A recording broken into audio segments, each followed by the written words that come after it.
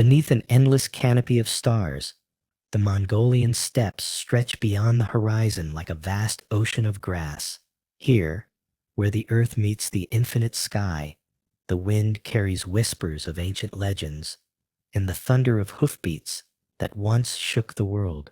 In this land of nomads and warriors, where survival depends on strength and cunning, a story began that would reshape the course of human history.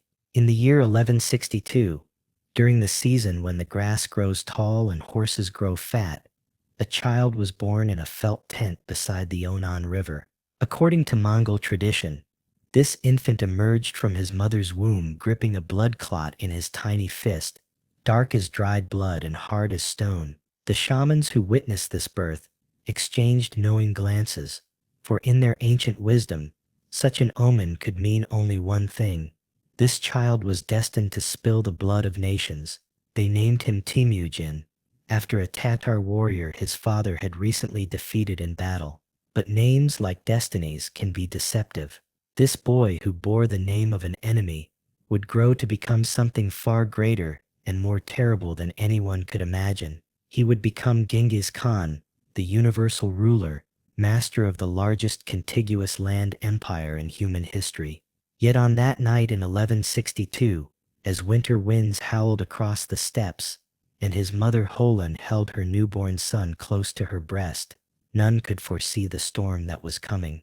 This was merely a baby born into a world of constant warfare, where survival was never guaranteed, and weakness meant death. The blood clot in his fist would prove prophetic in ways that would echo through the centuries, reaching across continents and touching the lives of countless millions.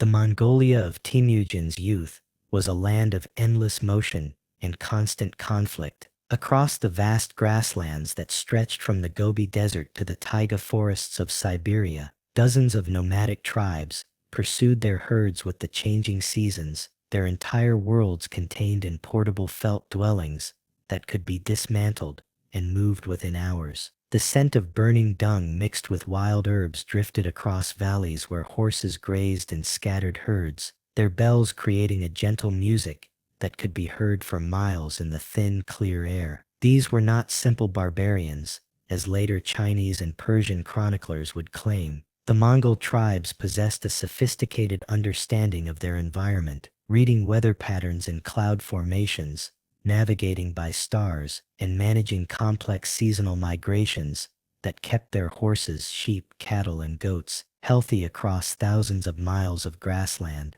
A Mongol warrior could live for days on mare's milk and dried meat, sleep in his saddle, and guide his horse by shifting his weight, while leaving both hands free for his bow. Children learned to ride before they could properly walk, their small hands gripping leather reins as they bounced across the steppes on gentle mares. Boys practiced archery by shooting at birds in flight, their arrows whistling through the air with deadly precision.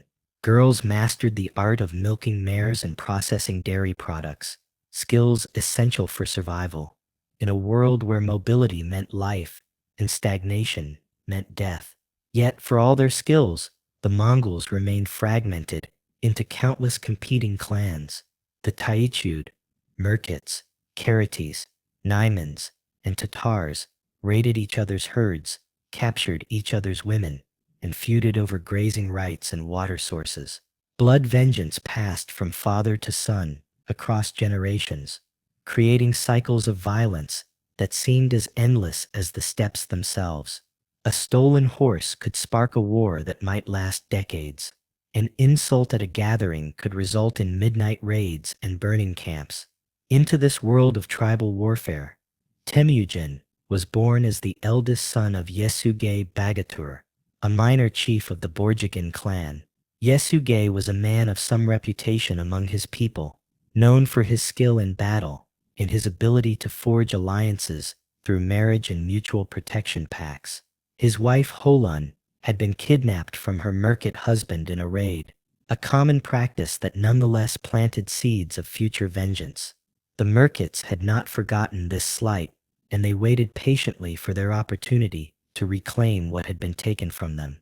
The young Temujin grew up listening to stories of ancient heroes around crackling fires, the flames casting dancing shadows on felt walls while outside the endless wind sang its lonely song. His father taught him the art of war, showing him how to string a bow, how to read the movements of horses, how to strike swiftly and retreat before enemies could organize a response.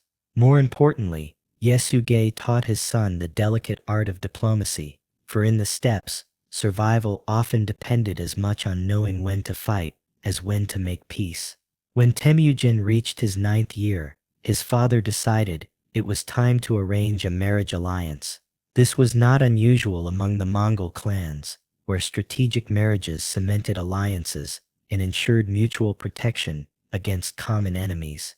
Yasuge had heard of a girl named Berte, daughter of Dei Sechin of the Olkonud tribe, who lived several days' ride across the steppes. The two men had met at a gathering and spoken of joining their families through marriage. Father and son set out together across the vast grasslands, their horses picking their way carefully through hidden gullies and over gentle hills that rolled endlessly toward the horizon. Temujin rode beside his father, proud to be included in such important business, unaware that this journey would mark the end of his childhood and the beginning of a life marked by hardship and betrayal. They found Dei Sechin's camp beside a crystal stream where his herds grazed peacefully in the afternoon sun. The older man welcomed Yasuge warmly, for the two chiefs had known each other for years and respected each other's reputation. When Dei Sechin saw young Temujin, he nodded approvingly. The boy sat straight on his horse, his eyes alert and intelligent, already showing the bearing of a future leader. Your son has the look of eagles in his eyes, Dei Sechin told Yasuge, as they shared fermented mare's milk in his jar. He will make a good husband for my Berthe. The negotiations proceeded smoothly, as both men desired the alliance. It was agreed that Temujin would remain with Dei Sechin's family for a time, learning the ways of his future wife's clan and proving his worth as a prospective son-in-law. This too was customary among the Mongols, who believed that a young man should understand the people he would be joining through marriage.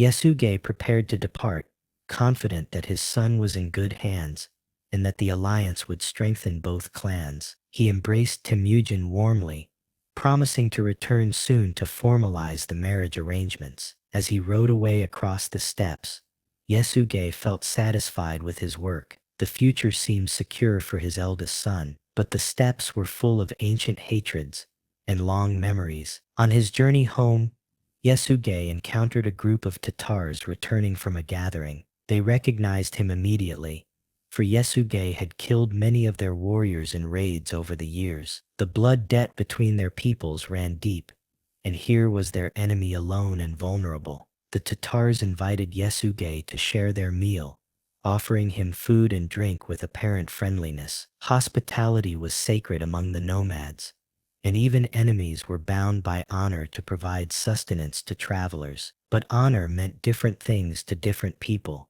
and the Tatars had not forgotten their dead. They had laced Yasuge's food with poison. 3 days later, as Yasuge struggled to reach his home camp, the poison coursed through his veins like liquid fire. He could barely stay upright on his horse as fever racked his body and his vision blurred. With his dying breath, he sent a message to his son, "Return immediately, for dark days were coming to the Borjin clan." When the news reached Temujin at Dei Sechin's camp, the boy felt his world shatter like ice in spring. His father, the man who had seemed as permanent and unshakable as the mountains themselves, was dead. Worse, with Yasuge gone, the fragile alliances that held the clan together began to dissolve. Lesser chiefs, who had followed Yasuge out of respect for his strength, now saw no reason to obey a mere boy. Temujin rode hard across the steppes, pushing his horse to its limits as he raced toward his family's camp. The wind whipped his face raw, and the sun burned down mercilessly, but he pressed on, driven by desperation and a growing sense of dread. When he finally arrived, exhausted and hollow-eyed, he found his worst fears confirmed. The Teichud clan, led by Targutai Kiriluk, had abandoned Temujin's family, taking most of their herds and followers with them. Holun stood outside her lonely jair with her younger children clustered around her, watching helplessly as their former allies disappeared over the horizon with everything they owned. The proud Borjigin clan had been reduced to a handful of refugees struggling to survive on the harsh steppes. They said, "A boy cannot lead men," Holun told her eldest son, her voice bitter with betrayal. They said, "We were nothing without your father." At 10 years old, Temujin found himself the nominal head of a family that had lost everything. His mother Holun struggled to keep her children alive with only the most basic possessions. They lived on wild garlic and fish caught in streams, their horses reduced to a few ancient mares that the Taichiud had deemed too worthless to steal. The boy who had been destined for leadership according to the shamans now faced the very real possibility of starvation. But this devastating loss would forge something harder than steel in young Temujin's heart. As he watched his mother gather roots and berries to feed her children, as he felt the pangs of hunger gnaw at his belly night after night, a cold determination began to grow within him. The traditional ways had failed his family. Blood and ancestry meant nothing without strength to back them up. When he was strong enough, he would remember every face of those who had abandoned them in their darkest hour. The steppes had taught him their first and most important lesson in this world. Only the strong survive, and loyalty flows only toward power. It was a lesson that would shape not only his personal destiny but the fate of nations yet unknown to him. In the smoke of dying fires and the whispered conversations of his hungry siblings, the future conqueror of the world was being born. This moment of absolute powerlessness would become the crucible in which Genghis Khan was forged. But that transformation was still years away, and first, the boy Temujin would have to learn the true meaning of survival in a world that showed no mercy to the weak. Years passed like seasons on the steppes, each one teaching Temujin harder lessons about survival and betrayal. The boy who had once been destined for leadership now lived as an outcast, hunting marmots and fishing in streams just to keep his family alive. Yet even in these desperate circumstances, something extraordinary was taking shape within him. Where other children might have been broken by such hardship, Temujin grew stronger, more cunning, more determined with each passing day. The harsh winters were the worst. As the northern winds howled across the frozen grasslands and snow buried the steppes in endless white, Temujin's family huddled in their threadbare jair, sharing what little warmth they could generate from burning dried dung. His mother Holun told stories to keep their spirits alive, tales of ancient heroes who had overcome impossible odds. But even her voice sometimes cracked with despair. The younger children, Jochi Kasar, Temugi, and little Temulin, looked to their eldest brother with eyes that held both trust and hunger. During these years of hardship, Temujin learned lessons that no palace-raised prince could ever master. He discovered which roots could sustain life when game was scarce, how to read the subtle signs that warned of approaching storms, and most importantly, how to recognize the difference between those who could be trusted and those who would betray you for the smallest advantage. Every dawn brought new challenges. Every sunset counted as a victory simply because his family had survived another day. The steppes themselves became his greatest teacher. In summer, when the grass grew tall and the herds grew fat, he learned to move silently through the swaying vegetation, becoming one with the landscape as he stalked prey. In winter, when the world turned white and silent, he mastered the art of patience, waiting motionless for hours beside waterholes where desperate animals would eventually come to drink. The endless sky above taught him to think in vast scales, while the ever-changing weather patterns showed him how quickly fortune could shift. It was during one of these desperate winters that Temujin made a discovery that would change everything. While checking snares he had set for rabbits, he found the tracks of a large party of horses in the snow. Following the trail with the stealth that had kept him alive for years, he discovered a group of travelers who had made camp beside a frozen stream. They were merchants, he realized, men who traded between the scattered tribes, carrying precious goods across the vast steppes. But these were not ordinary merchants. As Temujin crept closer through the snow-covered brush, his breath forming small clouds in the bitter air, he saw that their leader was a man of obvious wealth and importance. His deal was made of fine silk that seemed to glow in the firelight.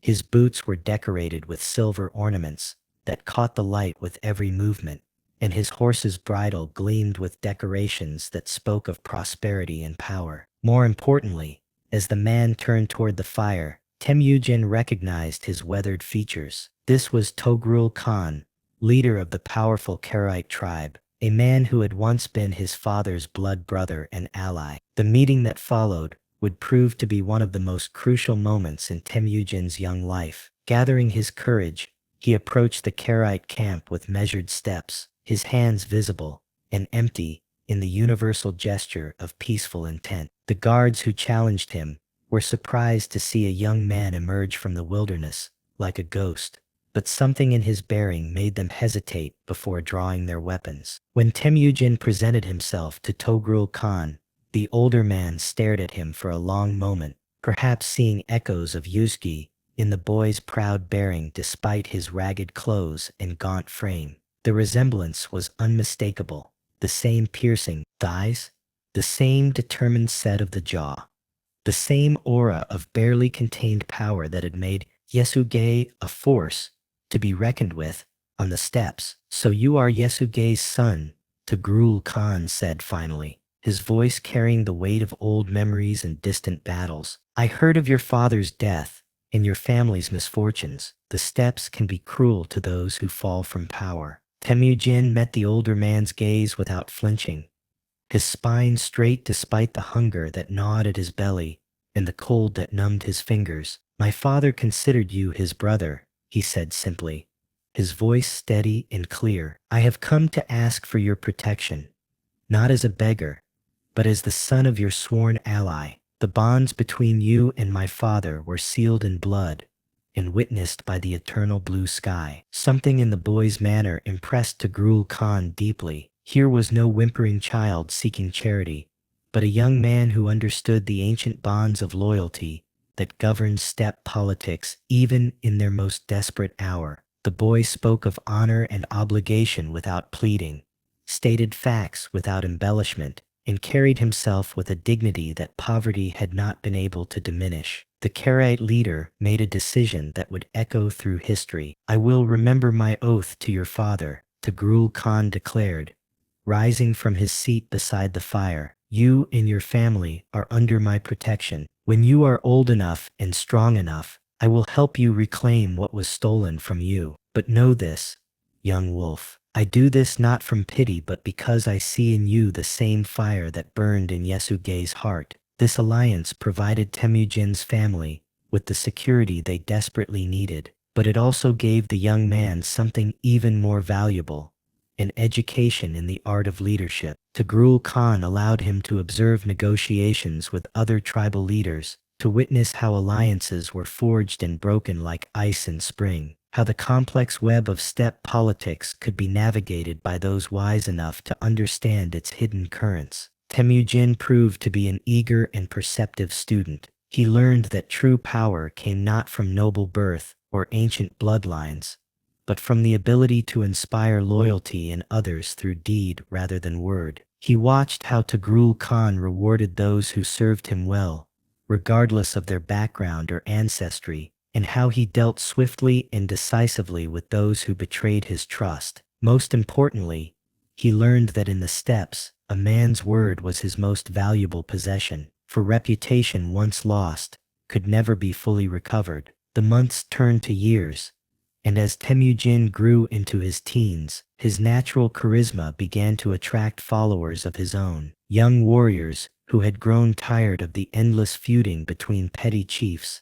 were drawn to this intense young man who spoke of a different way, a future where merit mattered more than ancestry, and where loyalty would be rewarded with opportunity rather than mere survival.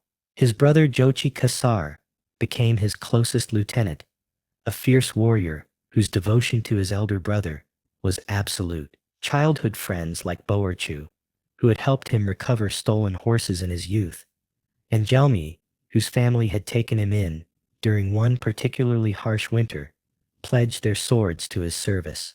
These early followers formed the core of what would eventually become the greatest military machine the world had ever seen. They shared with their young leader a common experience of hardship, a deep understanding of what it meant to struggle for survival, and most importantly, a burning desire to prove that they were worthy of something greater than the petty squabbles that had defined Mongol politics for generations. But the steppes were about to test young Temujin in ways that would either destroy him or forge him into something harder than iron. The first test came in the form of an old enemy seeking vengeance that had festered like an infected wound for years. The Merkits had not forgotten that Temujin's mother Holin had been stolen from one of their warriors years before, and they had nursed their grievance through long winters and burning summers, waiting for the perfect moment to strike.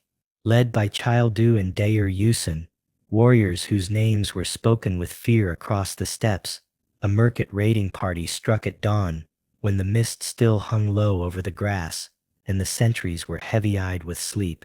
Their war cries echoed across the peaceful camp like the howls of wolves, shattering the morning calm and sending men scrambling for weapons and horses. Temujin barely escaped with his life, fleeing into the dense forest that bordered the camp while his enemies thundered past in pursuit of easier prey. Hidden among the twisted branches and thick undergrowth, he watched helplessly as the Merkits captured Berta, the young woman he had married when Dei Sechin finally honored the old betrothal agreement with Yesuge. The sight of his wife being dragged away, her cries for help echoing through the trees, burned itself into his memory like a brand. The loss of Berta was not just a personal catastrophe, but a public humiliation that threatened to destroy his growing reputation before it had truly begun. Among the nomads, where a man's honor was measured by his ability to protect what was his, a leader who could not safeguard his own family could not be trusted to protect his followers. The whispers began immediately. Perhaps Temujin was not the strong leader they had believed him to be. Perhaps the blood of great warriors did not flow in his veins after all. The rescue of Berta would become the first military campaign of Temujin's legendary career, but it would also become a masterclass in the political maneuvering that would characterize his rise to power. Recognizing that he lacked the strength to face the Merkits alone, he swallowed his pride and sought help from two powerful allies, Togrul Khan of the Karats, who had already proven his loyalty, and Jamuka, his childhood friend who had become leader of the Jadaran clan. The negotiations with Jamuka proved particularly delicate, for their relationship had grown complicated over the years. Once inseparable companions who had sworn eternal brotherhood in childhood games, they had become rivals for influence among the younger generation of Mongol leaders.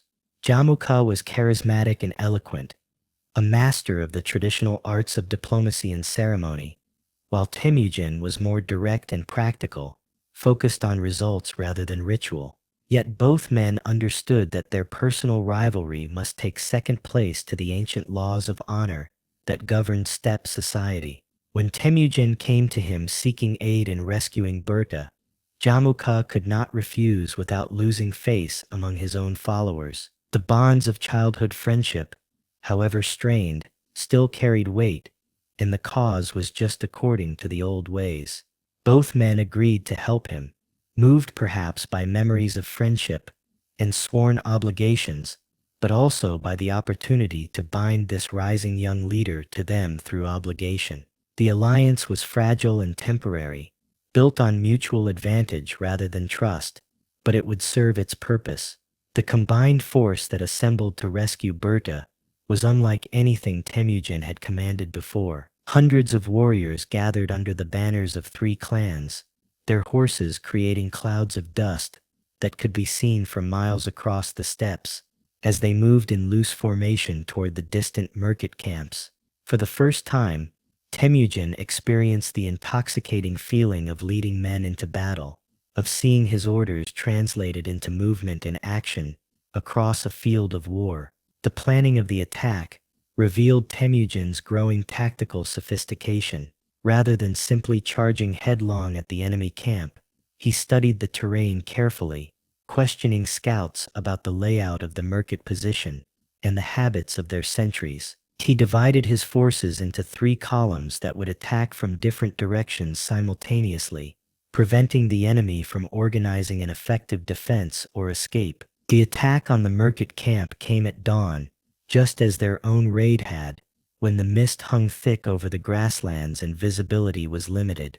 But this time, it was Temujin's enemies who were caught sleeping. The allied warriors swept through the camp like a whirlwind, their arrows darkening the sky as they rode. The distinctive whistle of Mongol arrows filled the air, followed by the thunder of hoofbeats and the clash of weapons as the raiders encountered resistance. The merkits, surprised and outnumbered, broke and fled across the steppes like scattered sheep, leaving behind their herds, their possessions, and their captives. Some warriors attempted to make a stand around their leader's gurs, but the coordinated assault overwhelmed them quickly. The discipline and coordination displayed by Temujin's forces impressed even veteran warriors who had fought in dozens of tribal conflicts.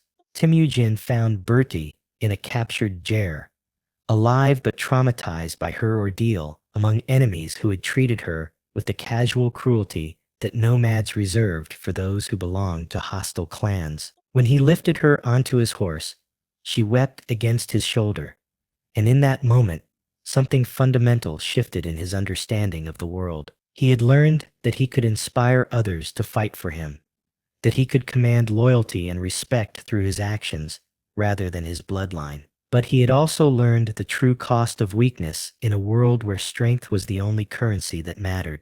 The successful rescue of Berti elevated Temujin's status dramatically among the tribes. Stories of the coordinated attack spread across the steppes like wildfire, growing more elaborate with each telling. Young warriors began seeking him out, drawn by tales of his victory over the merkits and impressed by his growing reputation for loyalty to his followers. Unlike many tribal leaders who treated their warriors as disposable tools, Temujin shared the spoils of victory equally and never forgot those who stood with him in times of danger. But success brought new challenges and new enemies. As Temujin's influence grew, so did the suspicion and envy of other leaders who saw him as a threat to the established order that had enriched and empowered them for generations. Chief among these was his former ally Jamuka, whose own ambitions for leadership had been overshadowed by his childhood friend's rising star. The relationship between Temujin and Jamuka represented more than just personal rivalry between two ambitious men. They embodied two different visions of what Mongol society could become, two competing philosophies that could not coexist indefinitely. Jamuka represented the old ways, where blood and ancestry determined a man's place in the world, where ancient traditions and tribal hierarchies were sacred and unchangeable. He spoke eloquently of the wisdom of their ancestors, the importance of maintaining the customs that had sustained the Mongol people for generations. Temujin, by contrast, was creating something entirely new, a meritocracy where ability and loyalty mattered more than noble birth, where a man could rise as high as his talents and dedication could take him. He gathered around him not just members of his own clan, but warriors from every tribe who shared his vision of a united and powerful Mongol nation. This revolutionary approach to leadership threatened every traditional chief who owed his position to hereditary privilege rather than personal merit.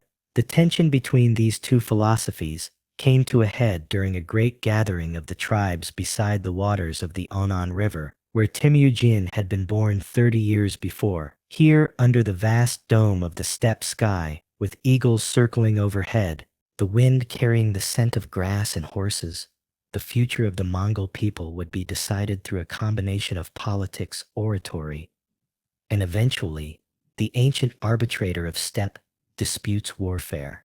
The gathering began peacefully enough, with the traditional exchange of gifts, the sharing of fermented mare's milk that fizzed on the tongue and warmed the belly, and the renewal of old alliances that had been tested by time and circumstance. But beneath the surface courtesy, dangerous currents were flowing like underground rivers. Warriors watched their leaders carefully, trying to determine where their loyalties should lie in the coming storm. Tribal chiefs weighed their options with the careful precision of merchants calculating profit, deciding which alliance would bring them the greatest advantage. Temujin and Jamuka circulated through the gathering like rival magnets, each drawing followers to their cause through a combination of personal charisma and careful political maneuvering. Temujin spoke quietly with individual chiefs, listening to their concerns with genuine attention and offering practical solutions to their problems. He promised land to landless warriors, horses to those whose herds had been depleted by harsh winters, and positions of authority to those who had been overlooked by the traditional hierarchy. Jamuka, more theatrical in his approach, made grand speeches about the sacred traditions of their ancestors and the need to preserve the old ways against dangerous innovations that threatened to destroy everything the Mongol people held dear. He warned that Temujin's radical ideas would lead to chaos and destruction, that abandoning the time-tested customs of their forefathers would bring the wrath of the eternal blue sky down upon them all. As the days passed, it became clear that the Mongol tribes were dividing into two irreconcilable camps. Those who favored change and opportunity gravitated toward Temujin, while those who feared losing their traditional privileges supported Jamuka with increasing desperation. The split was not clean, however, for family bonds and ancient alliances created a web of conflicting loyalties that neither leader could fully control. The breaking point came during a horse race, one of the traditional competitions that marked such gatherings and provided a peaceful outlet for tribal rivalries. When Jamuka's horse won through what appeared to be questionable tactics, some whispered of drugged feed given to rival horses. Others spoke of deliberate interference during the race. Temujin's supporters cried foul with voices that carried across the entire gathering. Harsh words were exchanged. Hands moved toward weapons with the instinctive speed of warriors who had survived by quick reflexes. And suddenly the careful facade of tribal unity cracked open like a frozen river in spring. The ancient ritual of hospitality that had protected even blood enemies during such gatherings collapsed under the weight of accumulated grievances and competing ambitions. That night, as storm clouds gathered overhead and lightning flickered on the horizon like the weapons of angry gods, the two camps prepared for war. Warriors checked their weapons with the methodical care of professionals, testing bowstrings and sharpening arrow points, while their horses received extra grain to prepare them for the ordeal ahead. The shamans performed ancient rituals, casting bones and studying the flight patterns of birds, seeking to divine the will of the eternal blue sky that watched over all human affairs. Mothers whispered prayers for sons who might not see another sunset, while fathers passed down family weapons that had been carried in battle for generations. The very air seemed to thicken with anticipation and dread, as if the steppes themselves knew that a great change was coming, one that would transform the nomadic world forever. The battle that followed would be remembered in Mongol songs for generations, becoming the subject of epic poems that chronicled the moment when the old world gave way to the new. On the banks of the Anan River, where Temujin had been born 3 decades before, and where he had learned his first lessons about survival and leadership, the future of the steppes was decided in a clash of arms that left hundreds dead and established once and for all that there was room for only one supreme leader among the Mongol tribes. When the dust settled and the last arrows had been shot, when the wounded had been tended and the dead counted, it was Temujin who stood victorious. Jamuka's forces scattered like leaves before the wind, their unity shattered by defeat, and their leader forced to flee across the steppes with only a handful of loyal followers. His supporters either fled into exile beyond the borders of the Mongol lands or knelt before the new master of the steppes, seeking mercy from the man they had tried to destroy. But even in victory, Temujin showed the mixture of mercy and ruthlessness that would characterize his entire career. Those who submitted to him immediately were welcomed into his ranks regardless of their previous allegiances, their past hostility forgiven in exchange for future loyalty. Warriors who had fought against him in the morning found themselves sharing his evening meal, bound to him by oaths that would prove stronger than blood ties. This pragmatic approach to former enemies scandalized traditional leaders, but proved devastatingly effective in building a unified force. Those who continued to resist, however, faced swift and terrible retribution. Temujin had learned from years of hardship that mercy shown to the wrong people at the wrong time was merely weakness in disguise. Chiefs who had betrayed their word or warriors who had committed atrocities against his followers found themselves facing execution or exile, their names erased from tribal memory as if they had never existed. The unification of the Mongol tribe was not accomplished in a single battle. However magnificent that victory might have been, for years afterward, Temujin fought campaign after campaign against holdout clans who refused to accept his authority, each conflict teaching him new lessons about warfare and leadership. The Merkits, still nursing their ancient grudge despite their earlier defeat, were hunted down and virtually exterminated in a series of lightning raids that left their scattered survivors too weak to pose any future threat. The Tatars, who had poisoned his father so many years before, and whose very name had become synonymous with treachery and hatred, were defeated so completely that their tribal identity disappeared from the steppes forever. Temujin's vengeance was methodical and absolute. Every Tatar male taller than a cartwheel was executed, their women and children distributed among Mongol families, their herds divided among his followers. The steppe winds would blow over their empty camps, and their songs would be forgotten as if they had never been sung. The Naimans, led by their ambitious king Taiyang Khan, who styled himself as a great leader destined to unite all the tribes under his banner, were crushed in a series of brilliant night attacks that showcased Temujin's growing mastery of military tactics. Using the darkness as an ally and the enemy's overconfidence as a weapon, Mongol forces struck at scattered Naiman camps simultaneously, creating confusion and terror that prevented any coordinated resistance. Each victory brought new followers, new herds, and new territory under Temujin's control. But more importantly, each campaign refined his understanding of how to wage war on a scale that the steppes had never seen before. He developed new formations that maximized the mobility and firepower of mounted archers, new strategies that allowed him to defeat larger forces through superior coordination and timing, and new methods of communication that allowed him to coordinate the movements of tens of thousands of warriors across vast distances. The decimal system of military organization that would later terrify sedentary civilizations was born during these unification wars. Temujin divided his growing army into units of 10, 100,000, and 10,000 warriors, each with clearly defined responsibilities and chains of command that eliminated the confusion and rivalries that had plagued tribal armies for generations. No longer would Mongol forces be mere collections of individual heroes fighting for personal glory and family honor. They would become a disciplined machine capable of executing complex maneuvers with devastating effectiveness. Promotion within this new army was based purely on merit and demonstrated loyalty rather than tribal affiliation or noble birth. A shepherd's son who showed courage and intelligence could rise to command thousands, while a chief's heir who proved incompetent would find himself serving under men whose ancestors had once been his family's servants.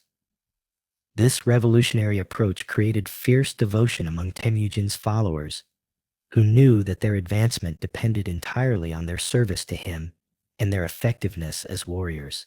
By the year 1206, as the seasons turned and the grass grew green once more across the steppes that had witnessed so much bloodshed and transformation, Temujin had accomplished what many thought impossible. The fractured tribes that had feuded for centuries were united under his leadership in a confederation that stretched from the forests of Siberia to the edges of the Gobi Desert, from the Altai Mountains to the bend of the Yellow River. Hundreds of thousands of nomads acknowledged a single master, their ancient feuds set aside in favor of a new identity that transcended tribal boundaries. But Temujin understood that his greatest challenge still lay ahead. Unity imposed by conquest would not last unless it could be transformed into something deeper and more enduring. The Mongol tribes needed a new identity, a new purpose that would bind them together more strongly than mere fear of their leader's retribution. They needed laws that would govern their behavior,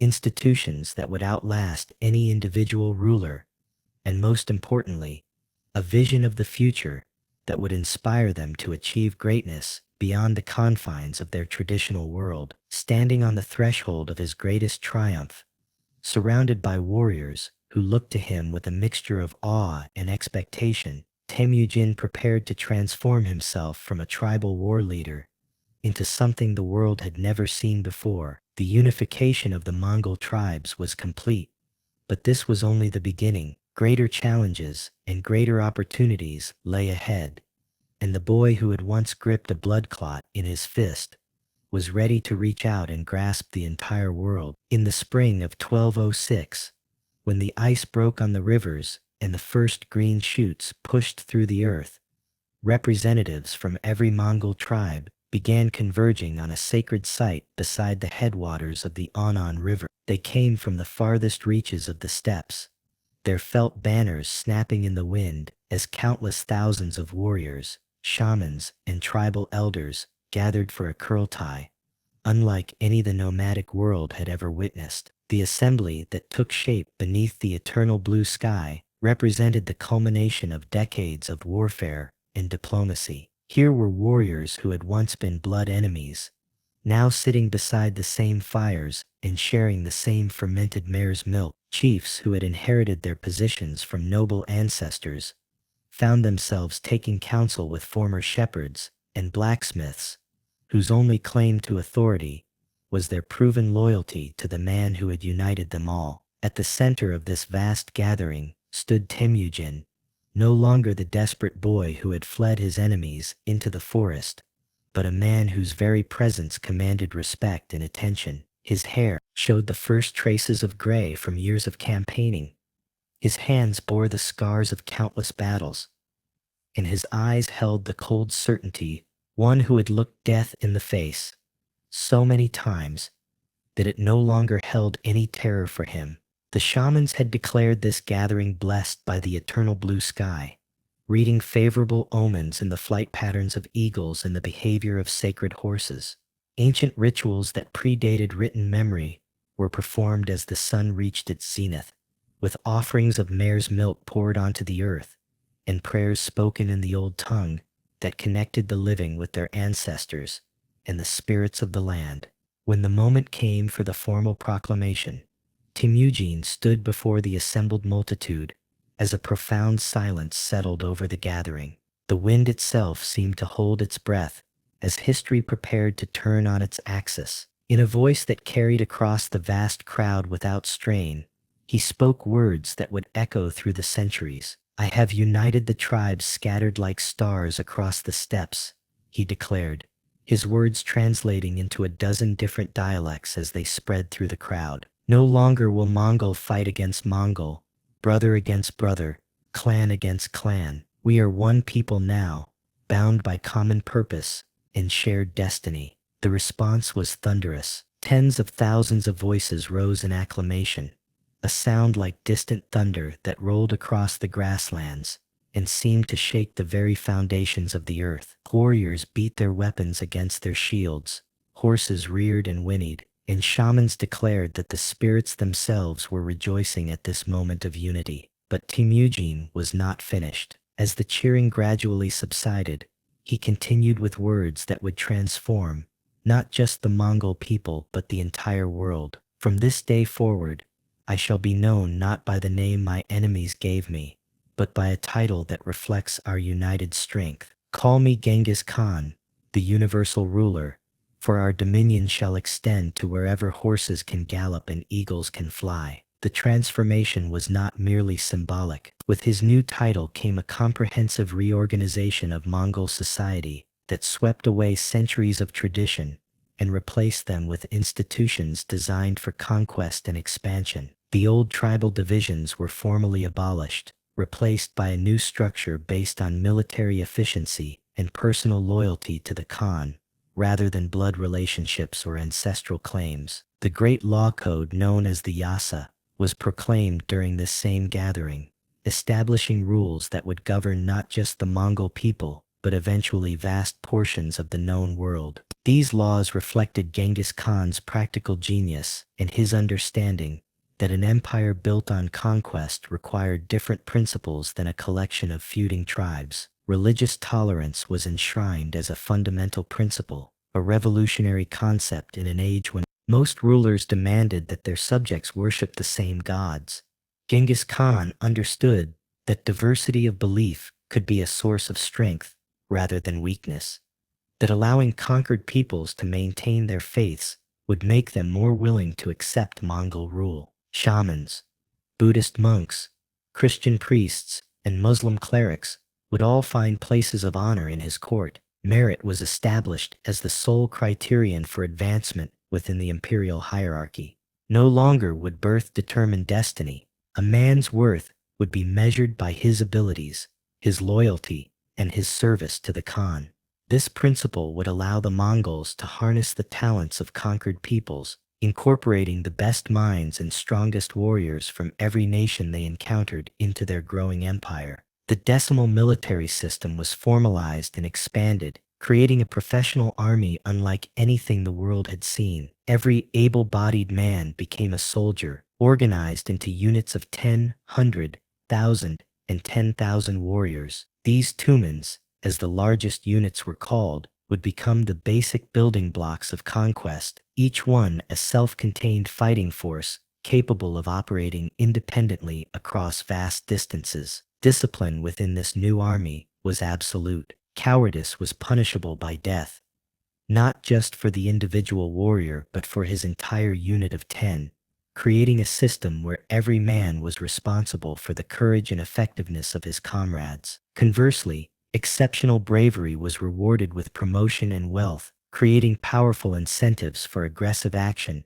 and tactical innovation. The traditional Mongol emphasis on mobility was refined and enhanced through systematic training and improved equipment. Every warrior maintained multiple horses, allowing for rapid movement across enormous distances without exhausting the mounts. Supply trains were organized with mathematical precision, ensuring that armies could operate far from their bases without losing effectiveness. Communication systems were revolutionized through the establishment of the YAM, a network of relay stations that would eventually span continents. Messages could now travel faster than armies, allowing for coordination of military movements on a scale previously impossible. Intelligence gathering became a formal military specialty, with scouts and spies providing detailed information about enemy territories long before the main forces arrived. But perhaps the most significant change was psychological. The proclamation of Genghis Khan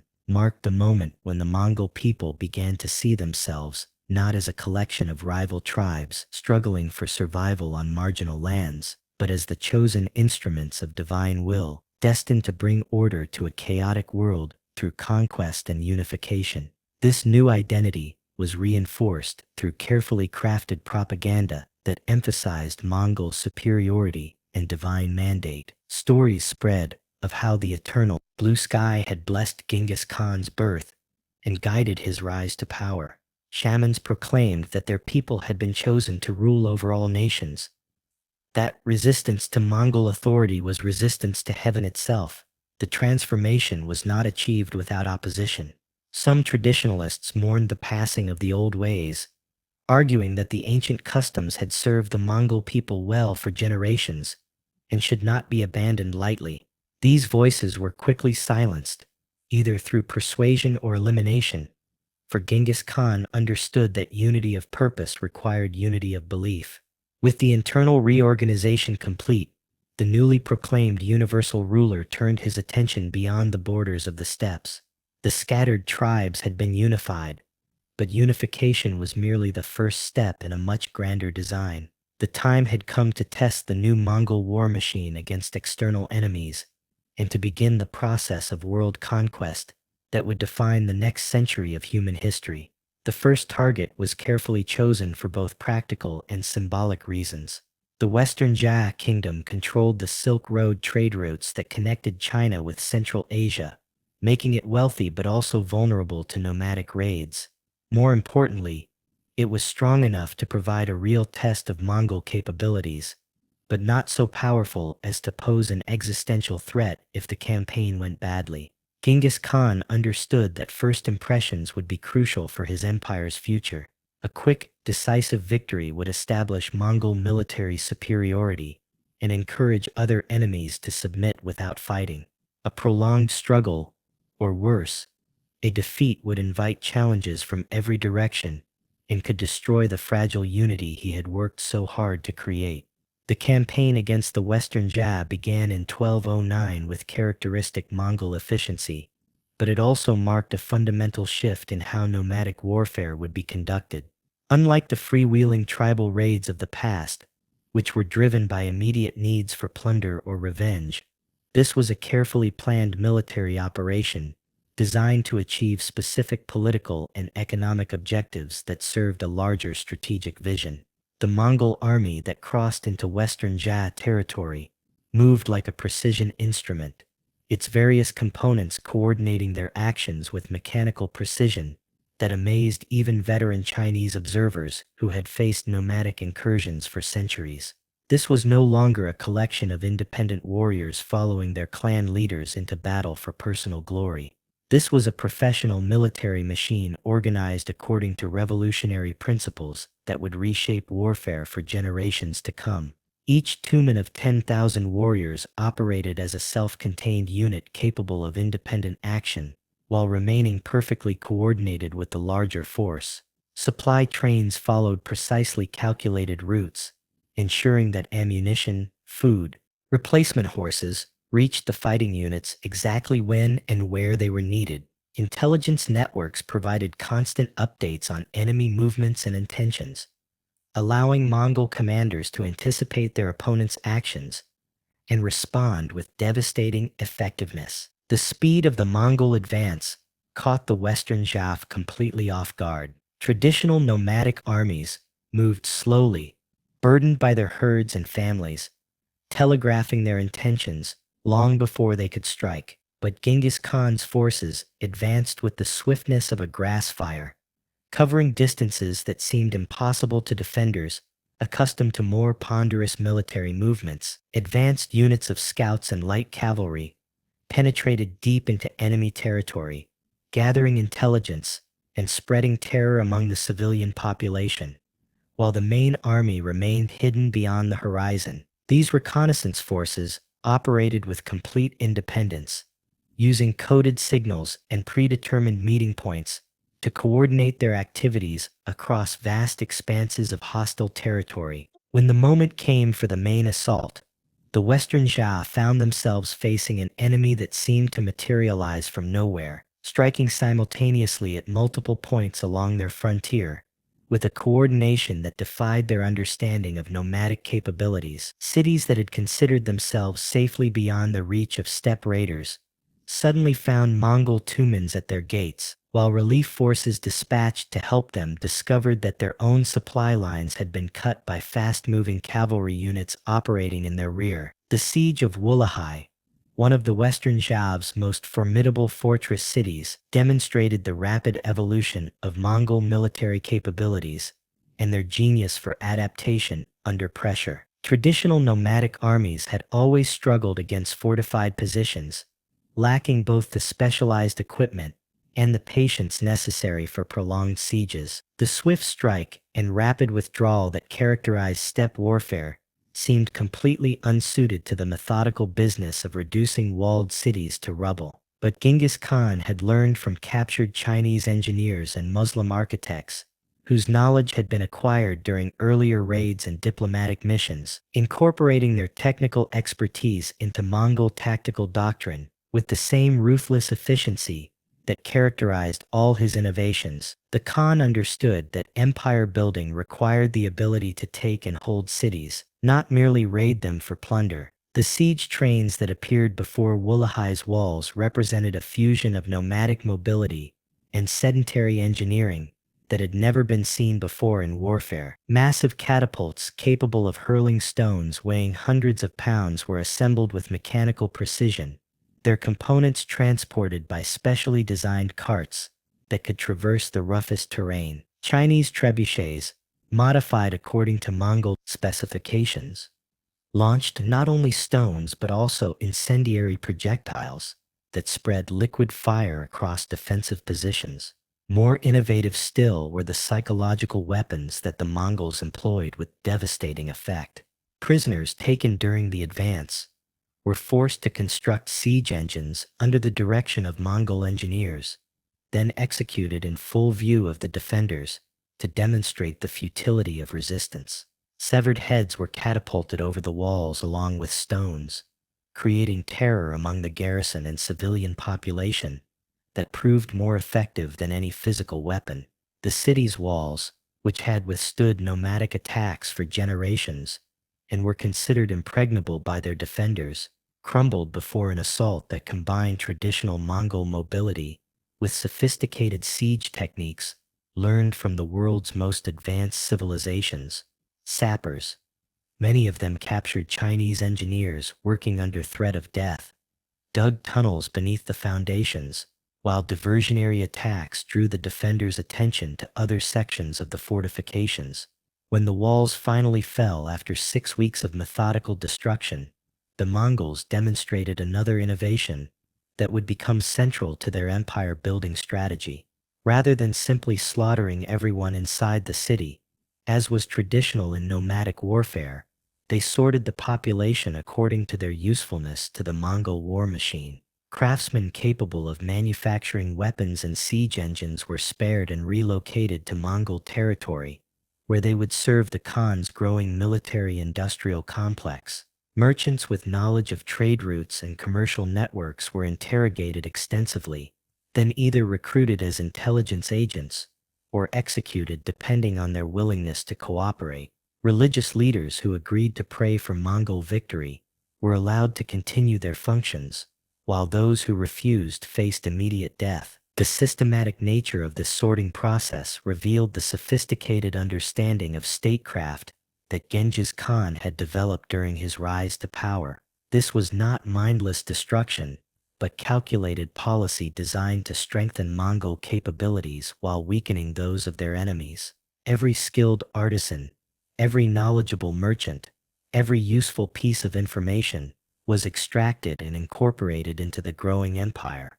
Most importantly, detailed records were kept of every aspect of the siege and its aftermath. Mongol scribes, many of them captured scholars from conquered territories, documented the effectiveness of different siege techniques, the time required to reduce various types of fortifications, and the optimal methods for managing captured populations. This information would prove invaluable in future campaigns as the Mongols refined their techniques through systematic experimentation. The campaign's success exceeded even Genghis Khan's expectations and validated his revolutionary approach to nomadic warfare. Within 3 years, the Western Shah had been reduced to a tributary state, its king forced to acknowledge Mongol supremacy and provide not only tribute but also soldiers, guides, and technical experts for future campaigns. The annual payments of silk, silver, and grain that flowed from the conquered kingdom provided the economic foundation for even larger military operations. More importantly, from a strategic perspective, the campaign had given the Mongol army invaluable experience in siege warfare, while providing access to Chinese military technology and administrative expertise that would prove crucial in larger conquests.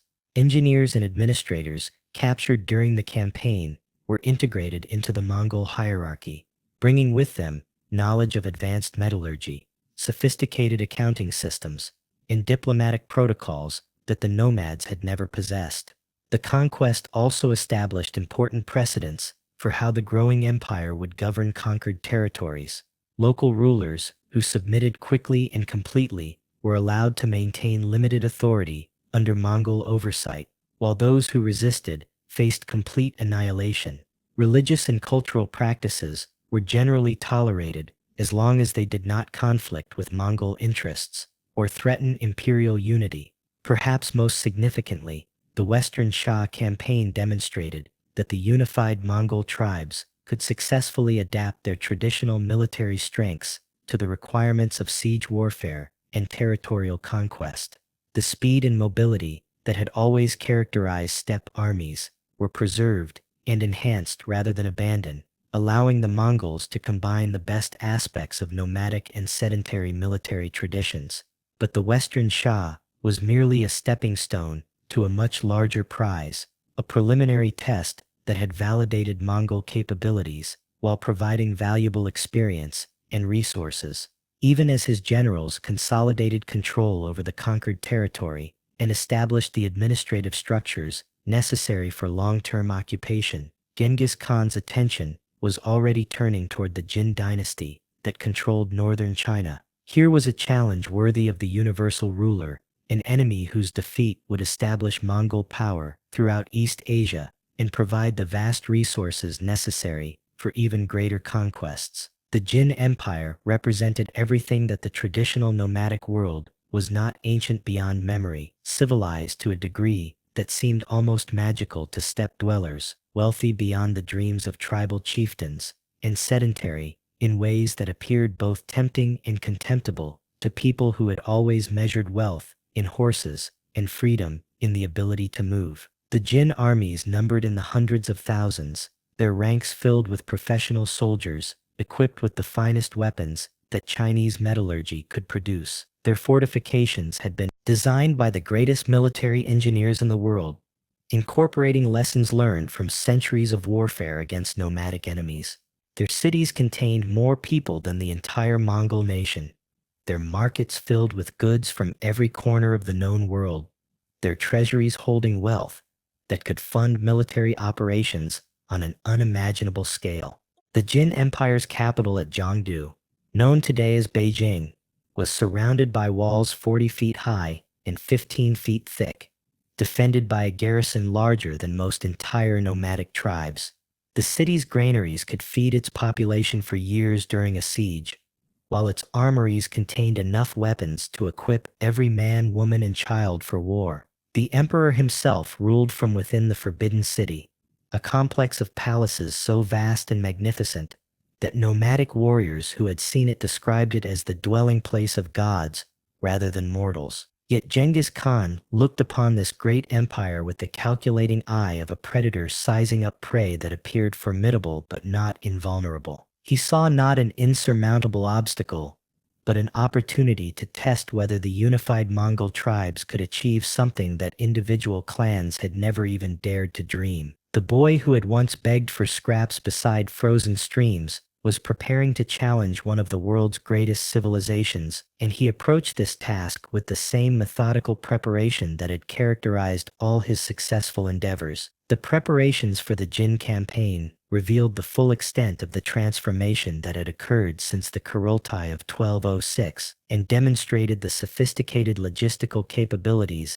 that the Mongols had developed during their earlier conquests. This would not be a raid for plunder or a punitive expedition to settle old scores, as had characterized previous nomadic invasions of Chinese territory. This would be total war aimed at nothing less than the complete destruction of an ancient enemy and the incorporation of its territories into a growing world empire. As autumn approached and the grass began to turn brown across the steppes, Mongol armies began massing along the Jin frontier like storm clouds gathering on the horizon. The sight was unprecedented in the history of nomadic warfare, not scattered tribal bands seeking quick plunder, but a disciplined host numbering in the hundreds of thousands, organized with mathematical precision and supplied through logistics networks that rivaled those of the greatest empires. The assembly points chosen for this massive concentration of force revealed the sophisticated planning that now characterized Mongol military operations. Each location provided access to water and grazing for the enormous horse herds that accompanied the army,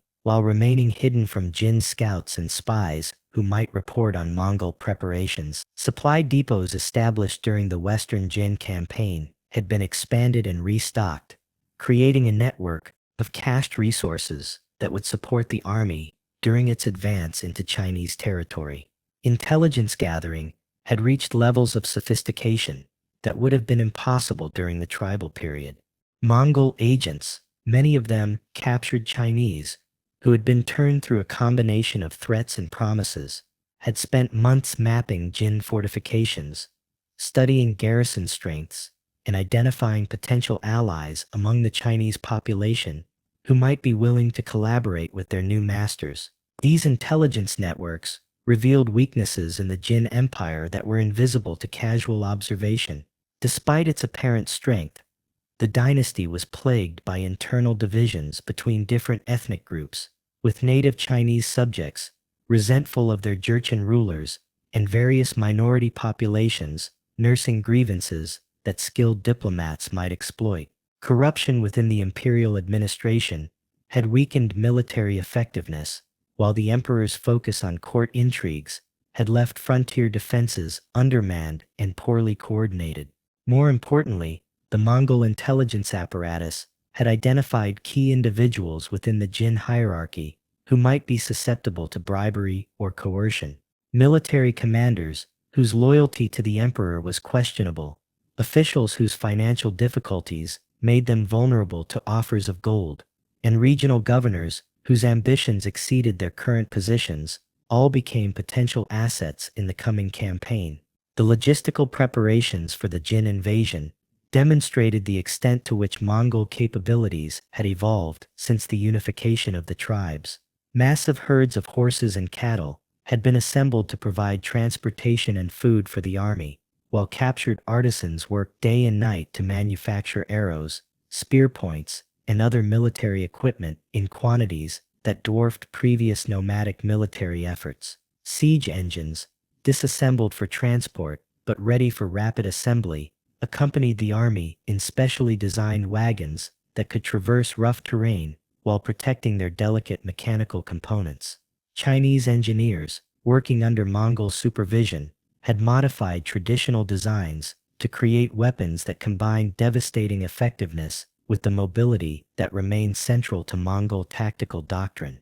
The army that prepared to cross into Jin territory represented more than just military force. It was the physical manifestation of a new type of state that combined nomadic vigor with sedentary organization. Warriors who had grown up herding sheep and horses now understood the principles of siege warfare and urban administration. Tribal leaders, who had once measured wealth in cattle, now thought in terms of taxation revenues and trade routes. Yet beneath this veneer of sophistication, the essential Mongol character remained unchanged. These were still the sons and grandsons of men who had lived by the harsh laws of the steppes. Weakness meant death, and mercy was a luxury that few could afford. Their willingness to endure hardship, their absolute loyalty to successful leadership, and their contempt for the soft lives of settled peoples remained as strong as ever. The final councils before the invasion began revealed the careful balance that Genghis Khan had achieved between traditional Mongol values and the requirements of empire building. Veteran warriors who remembered the old tribal ways sat beside Chinese advisors and Muslim merchants, their discussions ranging from tactical formations to diplomatic protocols with equal facility. Religious ceremonies conducted by shamans who had served the Khan since his youth were followed by briefings from intelligence officers who reported on enemy troop movements with scientific precision. The ancient rituals that connected the Mongols to their ancestral spirits were preserved and honored, while new institutions designed for governing vast territories were simultaneously being created. As winter approached and the first snows began to dust the northern mountains, the final preparations were completed. The greatest military force that the nomadic world had ever assembled stood ready to test itself against one of history's most formidable civilizations. The universal ruler was about to unleash his people upon the world, and nothing would ever be the same again. The transformation that had begun with a blood clot in an infant's fist was approaching its moment of ultimate validation. From the sacred mountain where Genghis Khan had been proclaimed to the fertile valleys of China, from the ancient cities of the Silk Road to the distant shores of oceans not yet mapped by Mongol explorers, the thunderous hoofbeats of nomadic horses would soon echo across continents. The age of Mongol conquest was beginning in earnest, and its first great test would demonstrate whether the unified tribes of the steppes could indeed achieve their destiny as masters of the world. The boy who had once survived by eating roots and fish was preparing to challenge the Son of Heaven himself, and the outcome would determine not just the fate of two empires, but the future course of human civilization. Standing at the threshold between two worlds, the harsh simplicity of nomadic life and the complex magnificence of sedentary empire, Genghis Khan embodied the revolutionary potential that emerges when traditional boundaries are shattered and new possibilities are born. The transformation was complete. The scattered tribes had become a world-conquering empire, and at its head stood a man whose very name would become synonymous with power, terror, and the inexorable march of destiny across the pages of history. In the winter of 1211, when the great rivers of northern China ran thick with ice and the mountain passes lay buried under snow that seemed to reach toward heaven itself, the Mongol war machine crossed into Jin territory like a force of nature unleashed upon an unsuspecting world. The invasion began not with trumpets or formal declarations, but with the silent appearance of Mongol scouts on ridgelines, where no nomadic warrior had been seen for generations. The speed of the advance defied everything the Chinese understood about barbarian warfare. Traditional nomadic invasions came with the changing seasons, following predictable patterns that allowed defenders time to prepare and respond. But Genghis Khan's forces moved with mechanical precision through terrain that should have been impassable, their supply lines maintained by methods that seemed almost supernatural to enemies who had never witnessed such organizational sophistication. The first Jin fortress to fall was Wujuan, a frontier stronghold that had withstood nomadic attacks for over a century. Its garrison commander, a veteran of dozens of tribal skirmishes, watched in growing horror as Mongol siege engines appeared before his walls, with a speed that seemed impossible. These were not the crude contraptions that earlier barbarian raiders had occasionally attempted to employ, but sophisticated machines operated by Chinese engineers who had been captured during the Western Jie campaign and pressed into service for their new masters. The siege lasted 3 days. On the first day, the Mongols demonstrated their new approach to psychological warfare by constructing a mountain of severed heads taken from Chinese patrols captured during their advance. Each head was carefully positioned to face the fortress walls, creating a grisly monument that could be seen from every defensive position. On the second day, captured Chinese civilians were forced to carry fascines and fill the fortress moat under threat of death, their cries for mercy echoing across the battlefield as arrows from the walls struck down their own countrymen. On the third day, the walls fell. The defenders, demoralized by the sight of their fellow Chinese working for the enemy, and terrorized by the systematic brutality they had witnessed, offered only token resistance when the final assault began. When Mongol warriors poured through the breach, they found most of the garrison had already fled, leaving behind weapons and supplies that would prove useful in future operations. The fall of Wujuan established a pattern that would characterize the entire Jin campaign.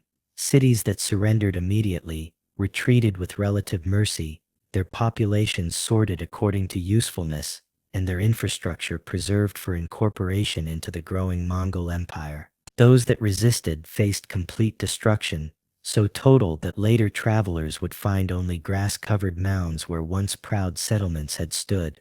The siege of Ditong demonstrated the full evolution of Mongol siege capabilities. This was no frontier fortress but a major city, heavily fortified and defended by a garrison numbering in the tens of thousands. Its walls rose 60 feet above massive earthworks, and its towers were equipped with the finest artillery that Chinese military engineers could devise. The defenders had prepared for a siege lasting months, their granaries filled with enough grain to feed the population through the harshest winter. Genghis Khan's response revealed the strategic genius that would make him one of history's greatest military commanders. Rather than accepting a prolonged siege that would consume valuable time and resources, he ordered the construction of a massive earthwork that would allow his forces to approach the city walls at the same level as the defenders. Thousands of captured Chinese peasants labored day and night under Mongol supervision, building a ramp that grew steadily higher despite desperate sorties by the garrison. The earthwork served multiple purposes beyond its obvious tactical function. Its construction demonstrated Mongol determination to the defenders, while providing a visible symbol of Chinese collaboration with their enemies. Every peasant who carried earth to the ramp was someone who had chosen survival under Mongol rule over death in defense of the Jin Emperor. The psychological impact proved as devastating as any siege engine. When the ramp finally reached the height of the walls after 6 weeks of construction, the assault that followed lasted less than an hour. Mongol warriors poured across the fortifications in overwhelming numbers, while Chinese defenders, many of whom had family members among the forced laborers below, found their will to resist crumbling. The city fell with a speed that shocked even veteran Mongol commanders who had participated in the capture of dozens of settlements during the tribal unification wars. The aftermath of Daitong's fall revealed another innovation in Mongol warfare: the systematic collection and analysis of military intelligence. Rather than simply looting the city and moving on, Mongol administrators spent weeks questioning captured officials, studying government records, and mapping the complex web of alliances and obligations that bound the Jin Empire together. This information would prove invaluable in subsequent campaigns as the Mongols learned to exploit internal Chinese divisions with the same ruthless efficiency they brought to conventional warfare. But the Jin campaign was merely preparation for an even greater test of Mongol capabilities. Even as his armies consolidated their hold on northern China, Genghis Khan's attention was already turning westward toward the Islamic world, where the Khwarezmid Empire ruled over territories stretching from the Caspian Sea to the Persian Gulf. Here was a civilization even more alien to Mongol experience than China, a realm of ancient cities and sophisticated trade networks that had grown wealthy from controlling the commerce between East and West. The catalyst for what would become the most devastating military campaign in pre-modern history was a seemingly minor incident that revealed the dangerous intersection of trade, diplomacy, and imperial pride. In the year 1218, a Mongol trade caravan carrying goods worth a king's ransom arrived at the border city of Otrad, expecting to conduct the peaceful commerce that Genghis Khan had proclaimed as one of his empire's fundamental policies.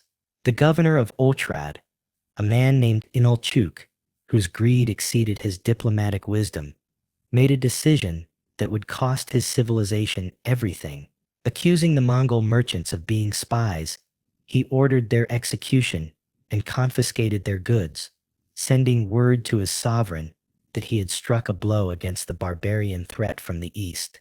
The 700 merchants who died at Otrad could not have known that their blood would soon be answered by the deaths of millions. When news of the massacre reached Genghis Khan, he faced a choice that would define not only his personal legacy, but the future course of world history. The traditional nomadic response would have been a raid for revenge, a swift strike to recover the stolen goods, and perhaps capture some slaves as compensation. But the universal ruler was no longer bound by the limited thinking of tribal warfare. He had built an empire that demanded respect from all nations, and that respect could only be maintained through overwhelming demonstrations of power. The Khan's initial response was measured and diplomatic, revealing the sophisticated understanding of international relations that he had developed during his rise to power. Rather than immediately launching a military campaign, he sent an embassy to Shah Ala ad-Din Muhammad II, ruler of the Khwarezmid Empire, demanding that Governor Inalchuk be handed over for punishment and that compensation be paid for the murdered merchants. The embassy was led by 3 representatives: a Mongol general, a Muslim diplomat, and a Chinese scholar, chosen to demonstrate that the Khan's empire transcended ethnic and religious boundaries. Their message was simple and direct: justice for the massacre at Otrad, or consequences that would exceed anything the civilized world had yet experienced. Shah Muhammad's response sealed his empire's doom. Not content with refusing the Mongol demands, he ordered the execution of the Muslim envoy and sent the other two ambassadors back to Genghis Khan with their beards burned off, a calculated insult that violated every principle of diplomatic immunity recognized by civilized nations. When the humiliated ambassadors reached the Mongol court and reported the Shah's actions, the Khan's rage was terrible to behold. What followed was not war in any traditional sense, but a methodical campaign of annihilation that would serve as an object lesson for any future rulers who might consider defying Mongol authority. The forces that Genghis Khan assembled for the destruction of Khwarezm represented the largest military expedition in nomadic history, numbering perhaps 200,000 warriors drawn from every corner of his expanding empire. But numbers alone could not explain the catastrophe that was about to befall the Islamic world. The Mongol war machine that crossed the Sir Darya River in the spring of 1219 was unlike anything that had ever existed in human warfare. These were not tribal raiders seeking plunder, but the disciplined instrument of an emperor who had decided